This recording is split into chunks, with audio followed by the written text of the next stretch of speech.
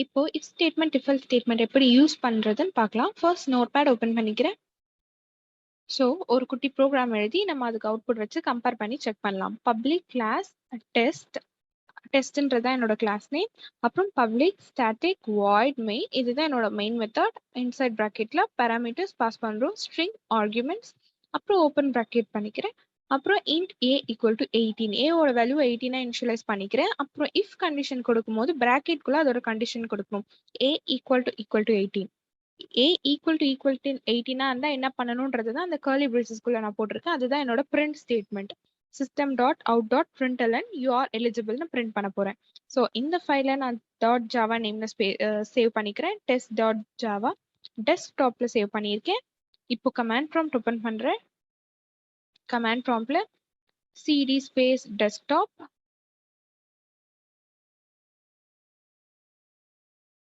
Java C space test dot Java Java space test. இப்போ you are eligible வந்துச்சு. ஏவோட value 18 இருக்கிறதுனால யூஆர் எலிஜிபிள்ன்ற அந்த particular block of statement execute ஆயிடுச்சு. ஸோ இப்போ வேற வேல்யூவா இருந்தா என்ன ஆகுது அப்படின்னு பார்க்கலாம். Java C space test dot Java, ஏவோட வேல்யூ இப்போ 28 இருக்கு.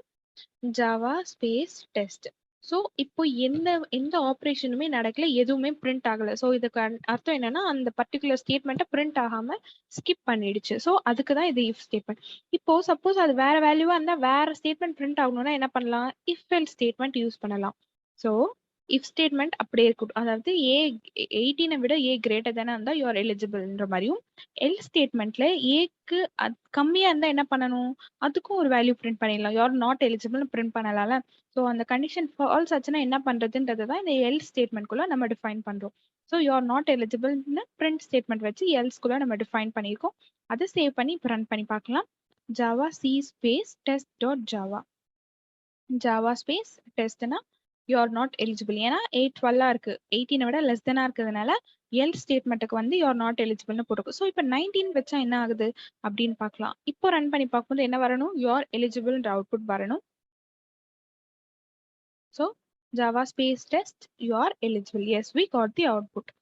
So இப்போ இதே மாதிரி nested if ஸ்டேட்மெண்ட்டும் நம்ம ட்ரை பண்ணி பார்க்கலாம். அதே மாதிரி if ஸ்டேட்மெண்ட்லேயே இருக்கட்டும். அதாவது ஏயோட வேல்யூ நம்ம நார்மலாக இனிஷியலைஸ் பண்ணிக்கிட்டு அதே மாதிரி ஒரு if ஸ்டேட்மெண்ட் கொடுத்துருக்கோம். if ஸ்டேட்மெண்ட் மட்டும் லைட்டாக நம்ம ஆல்டர் பண்ணிக்கலாம். எப்படின்னா ஏ வந்து 18 வச்சிருக்கேன். இஃப் ஏ ஈக்குவல் டு 18 இருந்தால் யூ ஆர் எலிஜிபிளும், எல்ஸ் இஃப் ஏ வந்து 18 விட கிரேட்டர் தானா இருந்துச்சுன்னா அது ஒரு வேல்யூ பிரிண்ட் பண்ற மாதிரியும், லெஸ் தானா இருந்துச்சுன்னா ஒரு வேல்யூ பிரிண்ட் பண்ற மாதிரியும் 3 கண்டிஷன் நம்மளால டிஃபைன் பண்ண முடியும்.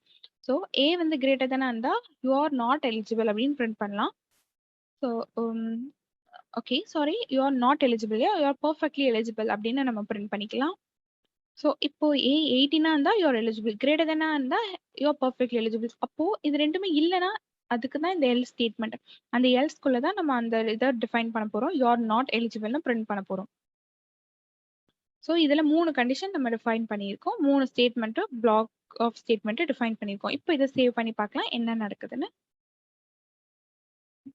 Java C space test dot Java Java space test you are eligible. ஏன்னா நம்மளோட வேல்யூ 18.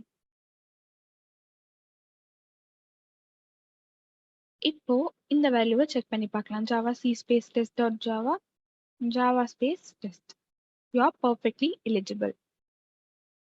இப்போ 9 வச்சா நமக்கு என்ன அவுட்புட் கிடைக்கும்? யூ ஆர் நாட் எலிஜிபிள்னு வரணும். Java C space test dot Java Java space test. Yes, we got the output, you are not eligible. So இதே மாதிரி ஸ்விட்ச் ஸ்டேட்மெண்ட்டையும் நம்ம ட்ரை பண்ணி பார்க்கலாம். ஸ்விட்ச் ஸ்டேட்மெண்ட் கொஞ்சம் டிஃப்ரெண்ட்டாக நமக்கு வந்து எக்ஸ்பிரஷன்றனால டிஃப்ரெண்ட்டாக டிஃபைன் பண்ணுற மாதிரி இருக்கும். So int a equal to 24னு ஃபர்ஸ்ட் டிஃபைன் பண்ணிக்கிறேன். அப்புறம் ஸ்விட்ச்னு கொடுத்துக்கிறேன். அந்த ப்ராக்கெட்குள்ளே ஏ, அதுக்கு என்ன மீனிங்னா ஏ வந்து 24 இருந்ததுன்னா அப்படின்னு அர்த்தம். அந்த ப்ராக்கெட்குள்ளே கொடுக்கறது ஒரு எக்ஸ்பிரஷன். ஸோ கேஸ் 18, அந்த 18ன்றது என்னது? வேல்யூ. கேஸ்ன்றது டிஃபால்ட்டாக நம்ம குறிக்கிறது. பிரேக் ஸ்டேட்மெண்ட்ன்றது அந்த ஸ்டேட்மெண்ட் ஆஃப் பிளாக் அதோட முடிஞ்சிருச்சு அப்படின்றத குறிக்கிறதுக்கு. அடுத்தது கேஸ் 18, கேஸ் 24, இந்த மாதிரி நம்ம எத்தனை கேஸ் வேணா நம்ம கிரியேட் பண்ணிக்கலாம். இப்போதைக்கு எக்ஸாம்பிளுக்கு ஒரு 3 கேஸ் நம்ம டிஃபைன் பண்ண போறோம். யூ ஆர் 24 ப்ராக்கெட்ல அடுத்தது இந்த ஸ்டேட்மெண்ட்டுக்கு மட்டும் பிரேக் கொடுக்காம நான் கொடுக்குறேன் இந்த கேஸ்க்கு மட்டும். ஸோ என்ன ஆகுது அப்படின்னு பார்க்கலாம். பிரேக் கொடுக்கலன்னா அந்த ஸ்டேட்மெண்ட் எப்படி எக்ஸிக்யூட் ஆகும், என்ன அவுட்புட் வரும் நம்ம செக் பண்ணிக்கலாம். அடுத்தது கேஸ் 35 அதுக்கு ஒரு ஸ்டேட்மெண்ட் பிரிண்ட் பண்ணிட்டு நான் பிரேக் ஸ்டேட்மெண்ட் கொடுக்குறேன். ஸோ இப்போ டிஃபால்ட் ஸ்டேட்மெண்ட் கொடுக்கலாம். அதாவது இந்த எந்த கேஸ்லையுமே கண்டிஷன் வந்து செட் ஆகலைன்னா என்ன பிரிண்ட் பண்ணணும், you are not in a list அப்படின்னு நம்ம பிரிண்ட் பண்ணலாம் டிஃபால்ட் ஸ்டேட்மெண்ட்ல. ஸோ இதை டிஃபைன் பண்ணி முடிச்சுட்டேன். இந்த டிஃபால்ட் ஸ்டேட்மெண்ட்டை ஸ்விட்ச் ஸ்டேட்மெண்ட்டோட லாஸ்ட்ல தான் நம்ம டிஃபைன் பண்ணணும். ஸோ 3 ப்ராக்கெட்டையும் க்ளோஸ் பண்ணிக்கலாம். மறுபடியும் இதை சேவ் பண்ணிக்கலாம். இப்போ கமாண்ட் ப்ராம்ப்ட்டுக்கு வந்து இதை ரன் பண்ணி பார்க்கலாம். Sorry, yes Java C space test.java. இப்போ நமக்கு A24 இருக்கு. என்ன பிரிண்ட் ஆகணும், யூஆர் 24னு பிரிண்ட் ஆகணும். ஆனால் 2 ஸ்டேட்மெண்ட் பிரிண்ட் ஆயிருக்கு. ஏன்னா நம்ம அங்கே பிரேக் ஸ்டேட்மெண்ட் கொடுக்கல. பிரேக் ஸ்டேட்மெண்ட் கொடுக்காதனால அது நெக்ஸ்ட் ஸ்டேட்மெண்ட்டையும் சேர்த்து பிரிண்ட் பண்ணிடுச்சு. ஸோ அதுக்கு தான் நமக்கு வந்து ஸ்விட்ச் ஸ்டேட்மெண்ட்டுக்கு ஒவ்வொரு ஸ்டேட்மெண்ட்டுக்கும் பிரேக் ஸ்டேட்மெண்ட் இன்க்ளூட் பண்ணியே ஆகணும். ஸோ இப்போ பிரேக் ஸ்டேட்மெண்ட் போட்டதுக்கப்புறம் நமக்கு என்ன அவுட்புட் வருதுன்னு பார்க்கலாம். Java C space test.java Java space test you R 24 years கரெக்டாக ஸ்டேட்மெண்ட் வந்துச்சு. ஸோ இங்கே அதே அடுத்தது 18ன்ற வேல்யூ கொடுத்து பார்க்கலாம்.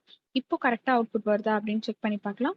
மறுபடியும் அதே மாதிரி கம்பைல் பண்ணி பார்க்கலாம். Java C space test.java Java space test you are 18 years we got the output கரெக்டாக. ஓகே, நெக்ஸ்ட் இப்போ 10ன்னு கொடுத்தா என்ன ஆகுது, இப்போ எந்த வேல்யூ எந்த லிஸ்ட்லையுமே இல்லாத ஒரு வேல்யூ கொடுத்துக்கோம். இப்போ என்ன பிரிண்ட் ஆகுதுன்னு பார்க்கலாம். Java C space test.java Java space test. Yes, we are not in a list. The default statement run ஆயிடுச்சு.